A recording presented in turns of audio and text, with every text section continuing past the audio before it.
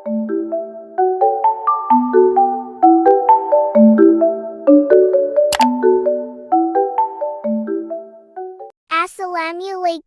kami dari Kelompok Sri ingin mempresentasikan hasil tugas kami dengan judul Pendidikan Bermutu. Latar belakang.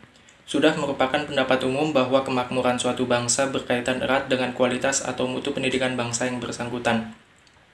Bahkan lebih spesifik lagi, bangsa-bangsa yang berhasil mencapai kemakmuran dan kesejahteraan dewasa ini adalah bangsa-bangsa yang melaksanakan pembangunan berdasarkan strategi pengembangan sumber daya insan. Artinya melaksanakan pembangunan nasional dengan menekankan pada pembangunan pendidikan guna pengembangan kualitas sumber daya manusia. Pengembangan sumber daya manusia dari aspek pendidikan berarti mengembangkan pendidikan baik aspek kuantitas maupun kualitas. Aspek kuantitas menekankan pada perluasan sekolah sehingga penduduk memiliki akses untuk bisa mendapatkan pelayanan pendidikan tanpa memandang latar belakang kehidupan mereka. Dari aspek kualitas, pengembangan sumber daya manusia berarti pendidikan dalam hal ini kualitas sekolah harus selalu ditingkatkan dari waktu ke waktu. Kualitas sekolah memiliki tekanan bahwa lulusan sekolah sebagai lembaga pendidikan formal memiliki kemampuan yang relevan dan diperlukan dalam kehidupannya. Peningkatan mutu pendidikan melalui standarisasi dan profesionalisasi yang sedang dilakukan ini menuntut pemahaman berbagai pihak terhadap perubahan yang terjadi dalam berbagai komponen sistem pendidikan.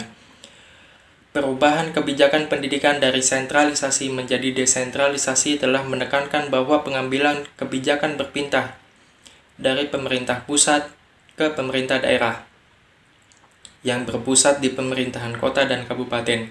Dengan demikian, kewenangan penyelenggaraan pendidikan khususnya pendidikan dasar dan menengah berada di pundak pemerintah kota dan kabupaten, sehingga implementasinya akan diwarnai oleh political will pemerintah daerah yang dituangkan dalam perda. Dalam hal ini tentu saja yang paling menentukan adalah bupati atau wali kota, DPRD, dan Kepala Dinas Pendidikan beserta jajarannya. B. Rumusan masalah.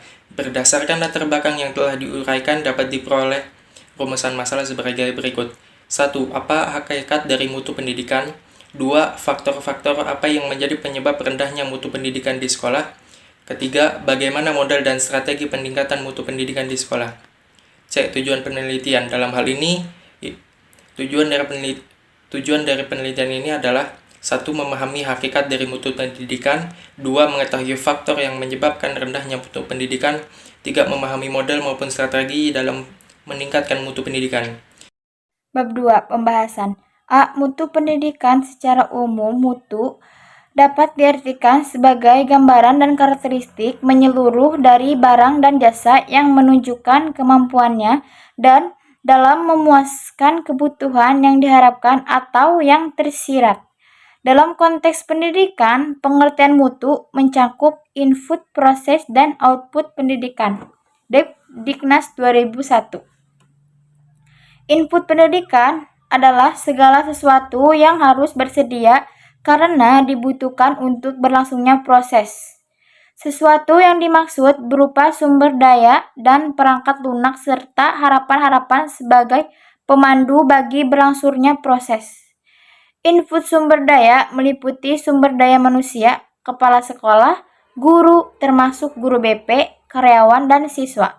Dan sumber daya selebihnya, peralatan, perlengkapan, uang, bahan, dan sebagainya.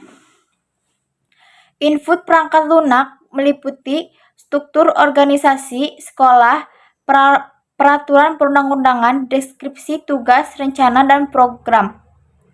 Input harapan-harapan berupa visi, misi, tujuan, dan sarana-sarana yang ingin dicapai oleh sekolah. Proses pendidikan merupakan berubahnya sesuatu menjadi sesuatu yang lain. Sesuatu yang mempengaruhi terhadap berlangsungnya proses tersebut disebut input. Sedangkan sesuatu hasil dari proses disebut output. Dalam pendidikan berskala mikro, sekolah Proses yang dimaksud adalah proses pengembalian keputusan, proses pengelolaan kelembagaan, proses pengelolaan program, proses pembelajaran mengajar, dan proses monitoring dan evaluasi. Output pendidikan adalah merupakan kinerja sekolah. Kinerja sekolah adalah prestasi sekolah yang dihasilkan dari proses atau perilaku sekolah. Kinerja sekolah dapat diukur dari kualitasnya, efektivitasnya, produktivitasnya, efisiennya, inovasinya, kualitas kehidupan kerjanya, dan moral kerjanya, khususnya yang berkaitan dengan mutu output sekolah. Dapat dijelaskan bahwa output sekolah dikatakan berkualitas atau bermutu tinggi jika prestasi sekolah, khususnya prestasi siswa, menunjukkan pencapaian yang tinggi dalam 1. Prestasi akademik berupa nilai ulangan umum, nilai ujian akhir, karya ilmiah, lomba-lomba akademik, dan 2. Prestasi non-akademik seperti misalnya IMTAK, kejujuran, kesopanan, olahraga, kesenian, dan keterampilan. B. Peningkatan mutu pendidik. Peningkatan mutu pendidik di Indonesia sebenarnya sudah menjadi agenda negara dari tahun ke tahun sejak saat zaman Orde Baru. Hingga zaman reformasi saat ini, berbagai upaya telah dilakukan seperti berbagai pelatihan, peningkatan kepemimpinan dan sistem manajemen, perbaikan sumber daya tenaga pengajar, perbaikan sarana dan prasarana, dan sebagainya. Peningkatan mutu pendidik sejatinya diawali dari program yang diterapkan untuk satuan pendidikan, mulai jenjang pendidikan dasar SD dan SMP, hingga pendidikan menengah SMA dan SMK. Direktur Jenderal Guru dan Tenaga Pendidikan Kementerian Pendidikan dan Kebudayaan, Dirjen GTK Kemendikbud, Supriyono mengungkapkan terdapat 4 aspek yang harus diperhatikan dalam upaya peningkatan mutu pendidik, yaitu 1. Kebijakan meliputi kurikulum dan ujian nasional. 2. Kepemimpinan kepala sekolah, leadership kepala sekolah, transparansi keuangan, hubungan ekosistem berjalan di sekolah antara guru dengan kepala sekolah, orang tua dengan guru maupun dengan siswa dan seluruh yang ada di satuan pendidikan. 3. Infrastruktur, saran dan prasarana terkait dengan kelas, laboratorium maupun teknologi informasi dan komunikasi. 4. Proses pembelajaran. Proses pembelajaran yang menyenangkan, yang berinovasi dengan penuh kreativitas dapat mendorong anak-anak terbangun motivasinya. Namun, proses pembelajaran juga tergantung dari potensi guru, kecakapan guru, dan kemampuan guru. Faktor-faktor rendahnya mutu pendidikan. Penyebab rendahnya mutu pendidikan di Indonesia pada hakikatnya adalah akumulasi dari penyebabnya rendahnya mutu pendidikan. Banyak hal yang menyebabkan rendahnya mutu pendidikan kita. Berikut ini akan dipaparkan pula secara khusus beberapa masalah yang menyebabkan rendahnya kualitas pendidikan di Indonesia. Yang pertama, rendahnya sarana dan prasarana. Untuk sarana dan prasarana, misalnya banyak sekali sekolah dan perguruan tinggi kita yang masih rusak, kepemilikan dan penggunaan media belajar masih rendah, buku perpustakaan yang kurang lengkap, sementara laboratorium tidak standar, pemakaian teknologi informasi tidak memadai, dan sebagainya. Yang kedua, rendahnya kualitas guru. Keadaan guru di Indonesia juga amat memprihatinkan. Kebanyakan guru belum memiliki profesionalisme yang memadai untuk menjalankan tugasnya sebagaimana disebut dalam pasal 39 Undang-Undang Nomor 20 Tahun 2003, yaitu merencanakan pembelajaran, melaksanakan pembelajaran, menilai hasil pembelajaran, melakukan pembimbingan, melakukan pelatihan, melakukan penelitian, dan melakukan pengabdian masyarakat. Walaupun guru dan pengajar bukan satu-satunya faktor penentu keberhasilan pendidikan, tetapi pengajaran merupakan titik sentral pendidikan dan kualifikasi. Sebagai cermin kualitas, tenaga pengajar memberikan andil sangat besar pada kualitas pendidikan yang menjadi tanggung jawabnya. Kualitas guru dan pengajar yang rendah juga dipengaruhi oleh rendahnya tingkat kesejahteraan guru. Yang ketiga yaitu rendahnya kesejahteraan guru. Rendahnya kesejahteraan guru mempunyai peran dalam membuat rendahnya kualitas pendidikan di Indonesia. Berdasarkan survei FGI atau Federasi Guru Independen Indonesia pada pertengahan tahun 2005, idealnya seorang guru menerima gaji bulanan sebesar 3 juta rupiah. Sekarang pendapatan rata-rata guru PNS per bulan sebesar 1,5 juta rupiah, guru bantu 460.000, dan guru honorer di sekolah swasta rata-rata 10.000 per jam. Dengan pendapatan seperti itu, terang saja banyak guru terpaksa melakukan pekerjaan sampingan dan ada juga yang mengajar di sekolah lain, memberi les pada sore hari, menjadi tukang ojek, pedagangan mie rebus, pedagangan buka atau LKS, dan sebagainya. 4. Kurangnya pemerataan kesempatan pendidikan. Kesempatan memperoleh pendidikan masih terbatas pada tingkat sekolah dasar. Data Balitbang Departemen Pendidikan Nasional dan Direktur Jenderal Binbaga Departemen Agama tahun 2000 menunjukkan angka partisipasi murni untuk anak usia SD pada tahun 1999 mencapai 4,4% atau 28,3 juta siswa. Pencapaian APN ini termasuk kategori tinggi. Angka partisipasi murni pendidikan di SLTP masih rendah, yaitu 54,8% atau 9,4 juta siswa. Sementara itu layanan pendidikan di usia dini masih sangat terbatas. Kegagalan pembinaan dalam usia dini nantinya tentu akan menghambat pengembangan sumber daya manusia secara keseluruhan. Oleh karena itu, diperlukan kebijakan dan strategi pemerataan pendidikan yang tepat untuk mengatasi masalah ketidakmerataan tersebut. Yang kelima, rendahnya relevansi pendidikan dan kebutuhan. Hal tersebut dapat dilihat banyaknya lulusan yang menganggur.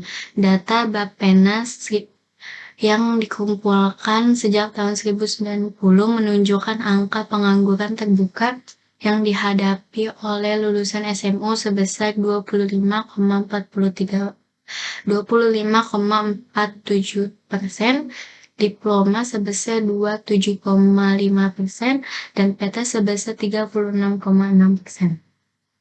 Sedangkan pada periode yang sama, pertumbuhan kesempatan kerja yang cukup tinggi untuk masing-masing tingkat pendidikan, yaitu 13,4%,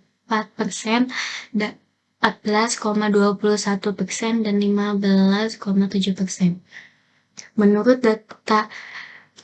data Balitbang Depliknas 1999, setiap tahunnya sekitar 3 juta anak putus sekolah, dan Balitbang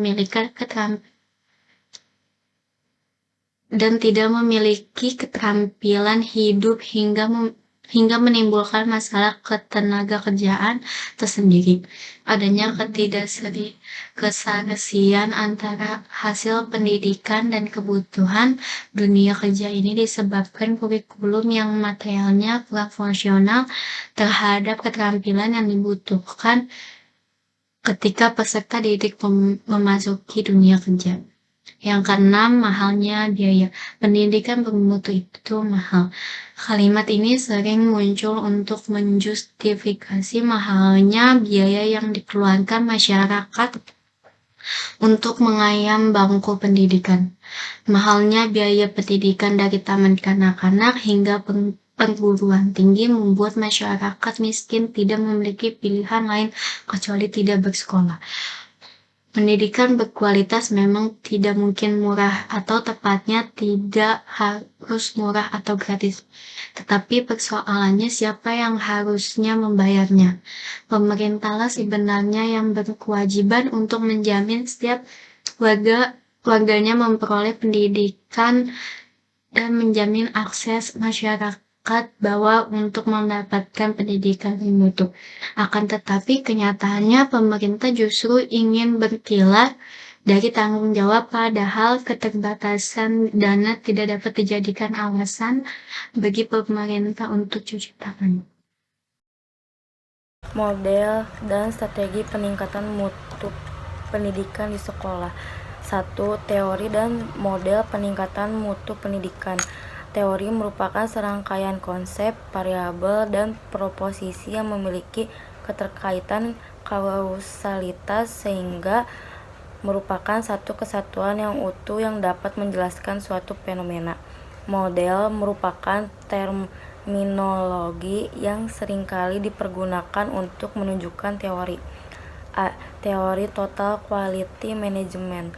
Teori ini menjelaskan bahwa mutu sekolah mencangkup dan menekankan pada 3 kemampuan, yaitu kemampuan akademik, kemampuan sosial, dan kemampuan moral. Menurut teori ini, mutu sekolah ditentukan oleh 3 variabel, yaitu kultur sekolah, proses belajar, mengajar, dan realitas sekolah. B. Teori Organizing Business for Excellency. Teori ini dikembangkan oleh Andrew Tani 2004 yang menekankan pada keberadaan sistem organisasi yang mampu merumuskan dengan jelas visi, misi, dan strategi untuk mencapai tujuan yang optimal. Teori ini menjelaskan bahwa peningkatan mutu sekolah berawal dari dan dimulai dari dirumuskannya visi sekolah. C. Model peningkatan mutu faktor 4. Teori ini menjelaskan bahwa mutu sekolah merupakan hal dari pengaruh langsung proses belajar mengajar. Seberapa tinggi kualitas proses belajar akan menunjukkan seberapa tinggi kualitas sekolah. Strategi peningkatan mutu pendidikan di sekolah. Strategi merupakan penentuan suatu tujuan jangka panjang dari suatu lembaga dan aktivitas yang harus dilakukan untuk mewujudkan tujuan tersebut, disertai alokasi sumber yang ada sehingga tujuan dapat diwujudkan secara efektif dan efisien. Penentuan tujuan dan aktivitas yang dilakukan bermula dari kondisi saat ini yang ada dan kondisi yang akan dicapai masa depan sebagai tujuan. Terdapat 3 perancangan strategis yang berkait dengan peningkatan mutu sekolah, yaitu strategi yang menekankan pada hasil the output orient strategi. Strategi yang menekankan pada hasil ini akan sangat efektif karena sasarannya jelas dan umum, sehingga apabila diikuti dengan pedoman, pengadilan, dan pengorganisasian yang baik serta kebijakan yang memberikan dorongan sekaligus ancaman bagi yang menyimpang, strategi ini akan sangat efisien. Namun di balik kebahagiaan tersebut, strategi ini juga mengandung sisi kelemahan yang kini akan terjadi kesengajaan yang semakin besar antara sekolah yang maju dan sekolah yang terbelakang. Strategi peningkatan mutu sekolah yang ada di Indonesia cenderung pada strategi yang ketiga ini. Sebagian dapat ditunjukkan dengan adanya berbagai standar nasional yang menjadi acuan sekolah. Namun sekolah diberi kebebasan dalam bentuk kebijakan manajemen berbasis sekolah dan kurikulum berbasis kompetensi dan kewenangan sekolah. Mengembangkan kurikulum tingkat suatu pendidikan KTSP, setiap strategi mengandung kegiatan yang harus dilaksanakan untuk mewujudkan tujuan yang telah ditentukan. Di sini ada membangun kapasitas level birokrat. Membangun kapasitas adalah suatu yang berkaitan dengan pencipta kesempatan bagi siapa saja yang mengambil manfaat dan kerjasama dalam suatu sistem kerja yang baru. Mengambil nilai-nilai atau budaya kerja yang menjadi jiwa pelaksana kegiatan. Infrastruktur yang menjadi landasan untuk melaksanakan kerja dan mengembangkan tenaga pendidik, khususnya guru, sebagai inti pelaksanaan kegiatan yang harus dilaksanakan. Membangun kapasitas pada level birokrat, kantoran, keberadaan operation room mutlak diperlukan pada operation room link dan tidak memiliki peta sekolah dan kualitasnya, seperti peta guru, jumlah penyebaran, kesesuaian kualifikasi pendidikannya, dan data yang senantiasa dimutakhirkan dari tahun ke tahun. Peningkatan kemampuan profesionalitas guru yang dimiliki oleh guru ada 4, yaitu 1. Kemampuan melaksanakan PMB secara individual. 2. Kemampuan melaksanakan PMB dan mengembangkan kurikulum secara berkelompok.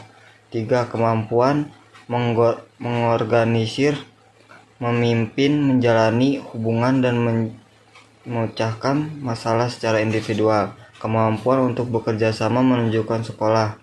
Membangun kapasitas level sekolah. Membangun kapasitas berarti membangun kerjasama, membangun terus dan membangun kelompok atau masyarakat sehingga memiliki persepsi yang kemana akan menuju dan dapat bekerja untuk mewujudkan tujuan itu. Membangun kapasitas level kelas. Inti dari mutu pendidikan terletak pada yang terjadi di ruang kelas. Meningkatkan mutu sekolah pada inti berujung pada peningkatan mutu belajar mengajar di ruang kelas. Oleh karenanya, membangun kapasitas sekolah harus membangun kapasitas kelas. Kapasitas kelas merupakan proses yang memungkinkan interaksi akademik antara guru secara positif dan negatif. Interaksi yang positif akan melahirkan energi yang positif yang akan mendukung peningkatan mutu. Sebaliknya, interaksi negatif akan menghasilkan dampak negatif bagi upaya peningkatan mutu. Dengan demikian, kepala sekolah harus melakukan rekayasa agar dilaksanakan muncul interaksi guru dan siswa yang bersifat positif.